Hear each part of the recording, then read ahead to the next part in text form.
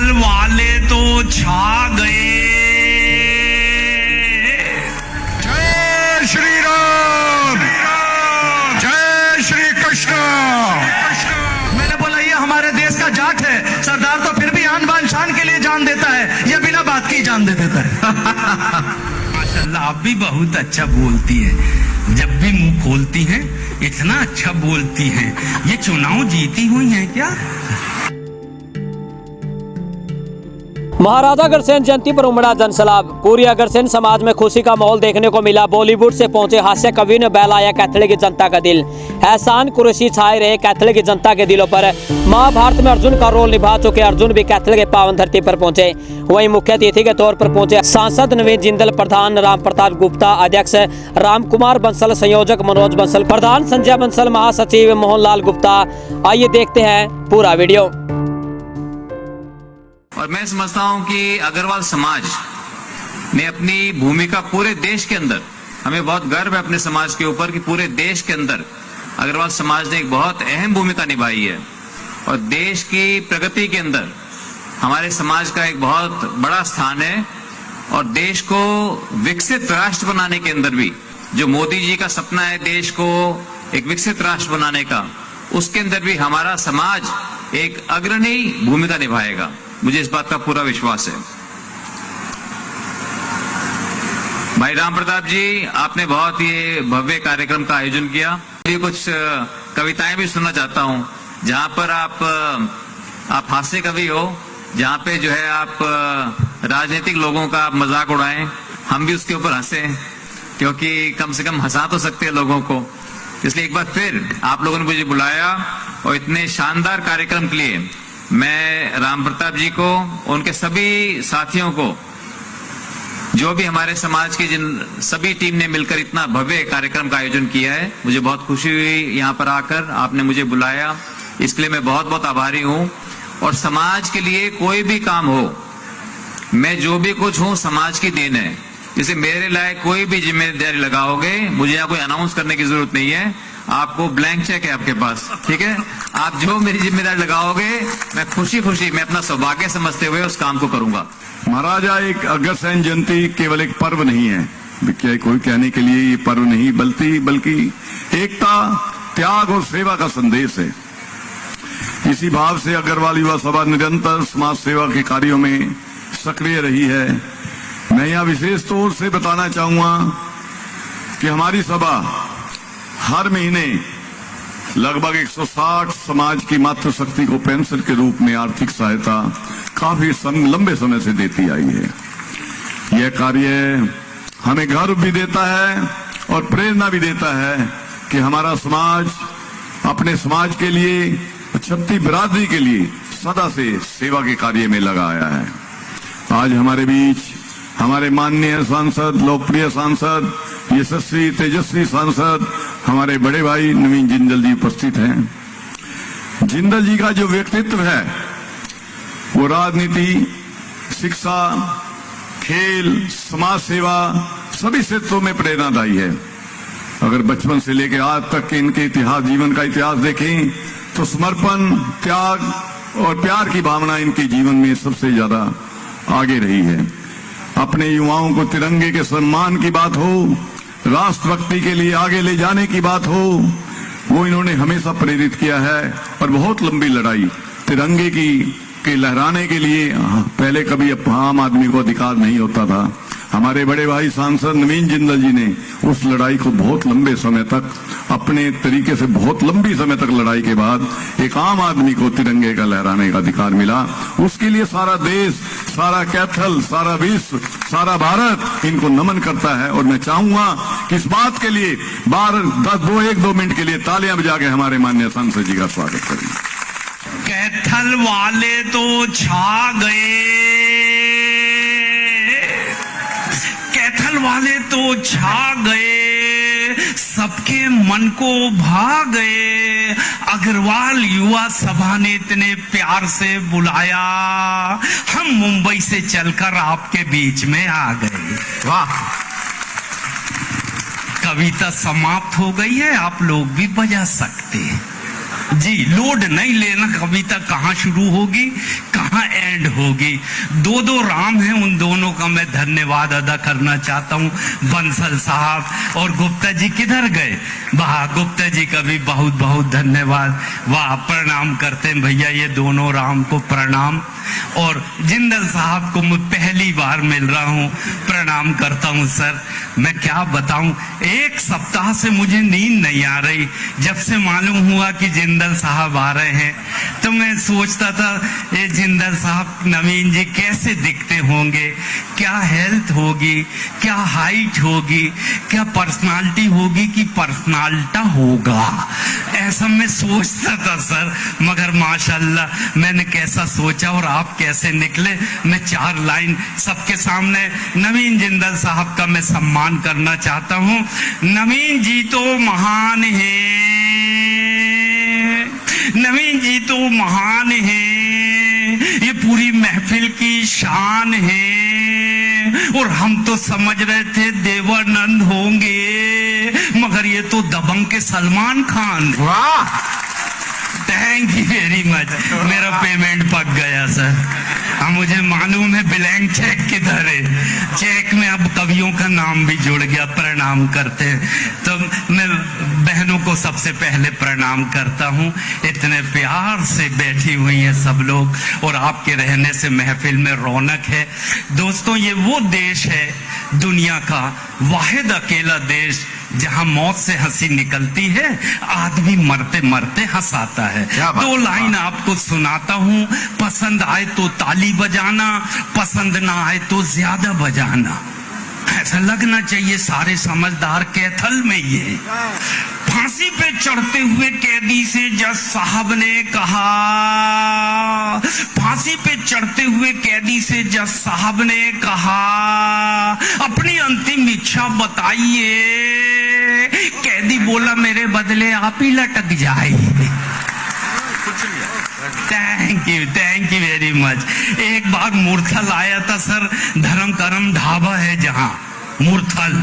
तो सर हम दिल्ली से आए नवीन जी, तो हाई स्कूल एक हाईवे पे एक स्कूल था, वहां बोर्ड लगा था और मेरे स्टाइल से 2 लाइन लिखी थी। मैंने बड़े प्यार से वो 2 लाइन पढ़ा। स्कूल के सामने बोर्ड लगा था, स्कूल के सामने बोर्ड लगा था, कृपया गाड़ी धीरे चलाएं ताकि बच्चे दब ना जाएं। अरे मैंने कहा तो कविता लिखी है। मगर दूसरे दिन कार्यक्रम करके हम लौटे तो बच्चों ने तीसरी लाइन लिख दी है। वो तीसरी लाइन का आप मजा लेना। स्कूल के सामने बोर्ड लगा था, कृपया गाड़ी धीरे चलाएं ताकि बच्चे दब ना जाएं। और रातों रात बच्चों ने तीसरी लाइन लिखा, एक भी टीचर बचने ना पाए। हंसते रहे, मुस्कुराते रहे। आपको हंसता हुआ देखकर बहुत अच्छा लग रहा है। आप सब में मिठास घुल जाए बांसुरी ओ बीन की तरह।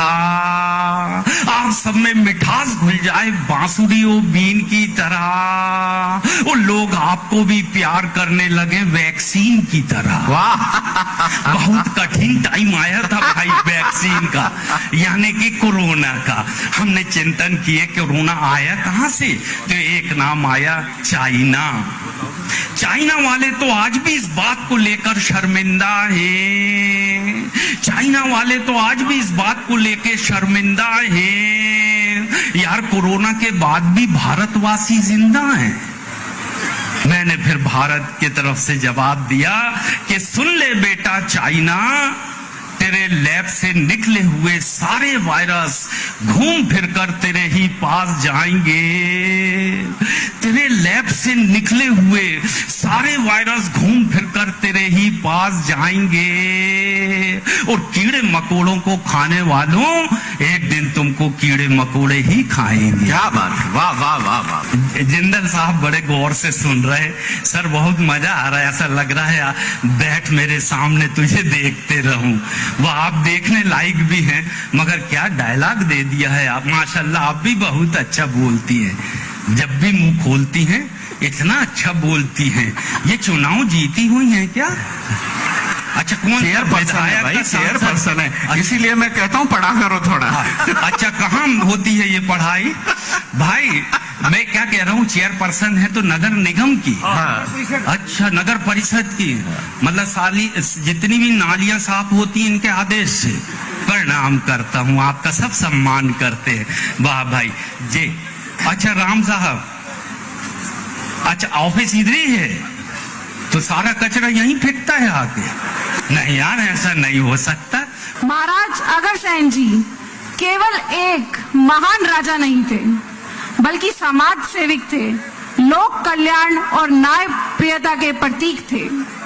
उन्होंने 1 रुपया और 1 ईंट की जो अनूठी परंपरा को देकर हमें सिखाया है कि समाज तभी प्रगति करता है जब हर एक व्यक्ति, हर एक परिवार एक दूसरे का हाथ थाम कर चलता है।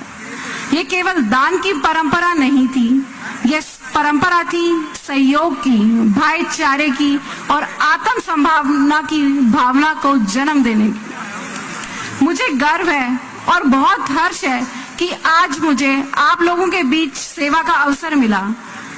आज का दिन इसलिए भी विशेष है कि हरियाणा प्रदेश के मुख्यमंत्री श्री नायब सिंह सैनी जी ने इसे स्टेट लेवल पर भी मनाकर इसका और मान सम्मान बढ़ाया और अग्रवाल समाज का मान सम्मान बढ़ाया। मैं जन्म से मुसलमान जरूर हूँ, लेकिन मैं कर्म से अर्जुन हूँ। क्या बात, वाह वाह वाह वाह।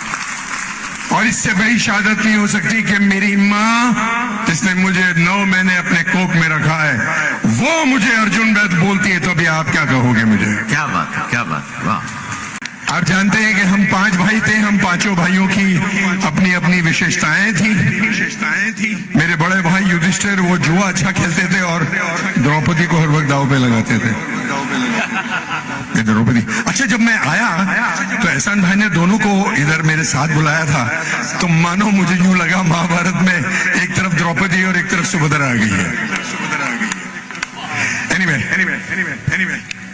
Anyway, तो युधिष्ठिर जी जो थे वो जुआ अच्छा खेलते थे और द्रौपदी को दाव पे लगा देते थे। भीम जी जो थे वो गदा की प्रतिज्ञा में बद्ध थे। नकुल और सहदेव तो बेचारे यूं ही स्टेपनी थे, उनके पास कोई डायलॉग ही नहीं थे। और जितना भी भार था वो अर्जुन के हिस्से में था, लेकिन सहनशीलता की अपनी एक मर्यादा होती है। हमारा और एक भाई था वो दुर्योधन, हम जहां जाते थे हमको वहां से भगा देता था। एक बार जब हम लोगों ने इंद्रप्रस्थ जीता तो उसने अपने दूत संजय को भेजा और कहा कि इनको यहाँ से प्रस्थान कराइए। क्या बात है। युधिष्ठिर जी ने कुछ नहीं कहा, भीम जी ने कुछ नहीं कहा, थोड़ा लाउड कर बेटे उसको। नकुल और सहदेव ने कुछ नहीं कहा, लेकिन अर्जुन उठे और कहा, क्या बात है। संजय उस असभ्य सूत करण के सामने दुर्योधन से कहना कि यदि उसने हमारा इंद्रप्रस्थ नहीं लुटाया तो अपनी कपट, अपनी अहंकार और अपनी असभ्यता के कारण रणभूमि में किसी वट के वृक्ष की भांति दिखाई देगा। क्या बात, वाह। इसलिए है संजय, उस मूर्ख को समझाना कि वो शांति के मार्ग पर चलना सीखे। महादेव की सौगंध, जब मेरे बाणों की वर्षा होगी तो अग्नि बरसेगी और वो अग्नि कुरुसेना और सेनापति को यूं जलाकर भस्म कर देगी जैसे ग्रीष्म ऋतु सूखे हुई घास को जलाकर राख कर देती है। इसके पश्चात क्या हुआ आप लोग सब जानते हैं। मैं आपको वचन दिलाता हूं कि हमारी सभा की पूरी टीम मिलजुल कर समाज के उत्थान के लिए भरपूर प्रयास करेंगे। काम करो ऐसा कि एक पहचान बन जाए, काम करो ऐसा कि एक पहचान बन जाए, हर कदम ऐसा चलो कि निशान बन जाए। यहाँ जिंदगी तो हर कोई काट लेता है, यहाँ जिंदगी तो हर कोई काट लेता है, जिंदगी जियो इस कदर की मिसाल बन जाए। बच्चों की हंसी पीर की भुलाई है और बेटी की हंसी बाप की असली दवाई है। बेटी की हंसी बाप की असली दवाई है। और अब हास्य की यात्रा करें। प्रेमिका की हंसी, प्रेमिका की हंसी हवा हवाई है और तालियां उठे साहब मंच से भी। प्रेमिका की हंसी हवा हवाई है और लुगाई की हंसी जेब की सफाई है। जीवन में रिश्ते, रिश्तों में जीवन गाने निकला हूँ। हाँ, जुड़िएगा कैथल। हमारे जीवन में रिश्ते बहुत सारे हैं, लेकिन उन रिश्तों में जीवन कितना बचा, ये तलाश का विषय है। तब कहता हूँ जीवन में रिश्ते, रिश्तों में जीवन गाने निकला हूँ। कुछ अपनी कुछ आपके मन की बात सुनाने निकला हूँ। रोजी रोटी रोज कमाऊं फिर भी मन अतृप्त रहे, इसीलिए अब दुनिया में कुछ लोग कमाने निकला हूँ। क्या बात है, वाह वाह वाह वाह वाह। ये आप समझ लो, जैसे जैसे मैं ऐसी बार हाथ उठाऊं उस जगह आपको तालियां बजानी है। जैसे बोलते हैं बोल भगवान सत्यनारायण की, तो हमको जहां तालियां आपसे बजवानी होगी मैं हाथ उठा दूंगा, कुछ इशारे करूंगा, बाकी तो आप समझदार हो। एक बार मैं टेस्ट करता हूं। कमाल की जनता, लव यू, एकदम एक्सपोर्ट क्वालिटी की। और मैं बताऊं हो भी क्यों ना, अग्रवाल समाज के लोग बैठे और अपने अग्रवाल तो भाई साहब एकदम एक्स्ट्रा ऑर्डिनरी इंटेलिजेंट। मैं भी अग्रवाल, संजय भैया, मैं खड़ा था Indira Gandhi international T3 airport पर, उधर से एक अमेरिका से आया हुआ हवाई जहाज उतरा, उसमें से एक अमेरिकन आया। अमेरिकन मेरी तरफ आया, मेरे पास आकर बोला, sir came to the India for the very first time, कुछ टिप्स दीजिए। मैं बड़ा खुश हुआ कि पूरे एयरपोर्ट पर उसको एक मैं ही समझदार लगा। वो मेरे पास आया, बोला कुछ टिप्स दीजिए। मैंने बोला कोई चिंता की बात नहीं है, भारत तो उत्सवों का देश है, India is the country of festival, कहीं जाओ आराम से घूमो फिरो, कोई टेंशन की बात नहीं है। अमेरिकन नहीं माना, बोला नहीं सर पहली बार आया हूं, यूं बातों में मत बहलाओ, मुझे कुछ टिप्स दे दो। मैंने बोला ऐसी बात है तो देख, हमारे देश में कुछ भी कर, बस 3 लोगों से पंगा मत लेना। जी भाभी जी, भाभी जी जी, हाँ जी दीदी से भी मत लेना। हाँ, मैं बिल्कुल पंगा नहीं लूंगा। अब भैया भाई साहब की चिंता छोड़ दो, वो बिल्कुल बिल्कुल किसी के साथ नहीं है, मैं देख रहा हूं यहां से। एक बार तालियां बजा दो, मैं बिल्कुल गारंटी ले रहा हूं, मेरी नजर के सामने है वो। तो भाई साहब मैं T3 पे खड़ा था, अमेरिकन आया, टिप्स मांगी। मैंने बोला हमारे देश में अगर बच के रहना तो सिर्फ 3 लोगों से बच के रहना, एक हमारे देश का सरदार, दूसरा हमारे देश का जाट और तीसरा अग्रवाल। अमेरिकन बोला संभल के तो रह लूं, लेकिन पहचानूंगा कैसे? अपन ठहरे अग्रवाल, नमूना दिखाना जानते हैं। उधर से एक सरदार जी आ रहे थे, माल बेचना था मुझे। सरदार जी या क्या जट पगड़ी, ये कृपाण, ये लंबी दाढ़ी, एकदम गुरु गोविंद सिंह जी की परंपरा को आगे बढ़ाता हुआ खालिस सरदार। मैंने बोला इनके सामने जाओ, मूंछों परताव दो। अमेरिकन मेरी बात में फंस गया, सरदार के सामने गया, मूंछों परताव दी, सरदार जी की सटक गई। सरदार जी ने उसको धो डाला। बोला ये कौन? मैंने बोला ये हमारे देश का सरदार, ये अपनी आन बान शान के लिए देश पर जान तक कुर्बान कर देता है, इसकी शान को कभी मत ललकारना। सरदार जी के लिए एक बार तालियां बजनी चाहिए। क्या बात है, वाह। अमेरिकन के बात समझ में आई, बोला ये तो हो गया सरदार, जाट को कैसे पहचानूं? उधर से एक ताऊ आ रहा था, ऊपर पगड़ी, ऊंची धोती, पग में जूती। मैंने बोला इनके सामने जाओ, ताल ठोको। भाई साहब अमेरिकन फिर मेरी बात में फंस गया, गया ताऊ के सामने, ताल ठोकी, ताऊ ने उसको ठोक दिया। अब अमेरिकन पूछे ये कौन? मैंने बोला ये हमारे देश का जाट है। सरदार तो फिर भी आन बान शान के लिए जान देता है, ये बिना बात की जान दे देता है।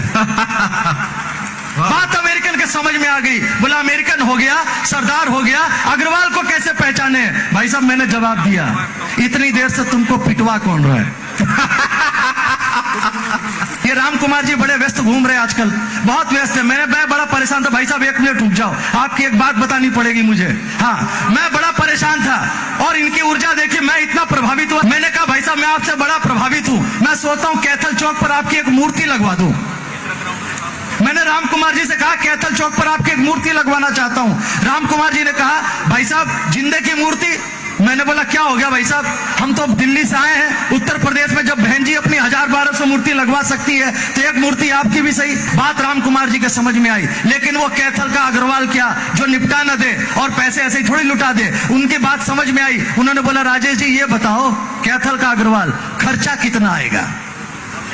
तुरंत सही जगह। मैंने बोला भाई साहब आपको खर्चे की क्या चिंता, इतना बड़ा कारोबार है, 2 करोड़ में आपका काम हो जाएगा। बड़ी बड़ी मूर्तियों का जमाना आजकल और जमीन भी महंगी है। लेकिन राम कुमार जी ने जवाब दिया, वो जवाब आपको पसंद आए तो अपने शहर के उस लाडले सामाजिक कार्यकर्ता के लिए तालियां बजाना। इनने जवाब दिया, मैंने कहा खर्च, उनने कहा खर्चा कितना? मैंने कहा 2 करोड़। उनने कहा 1 करोड़ मुझे दे दो, मैं ही खड़ा हो जाता हूं। बहुत अच्छे, अद्भुत है, बहुत अद्भुत मामला इनका।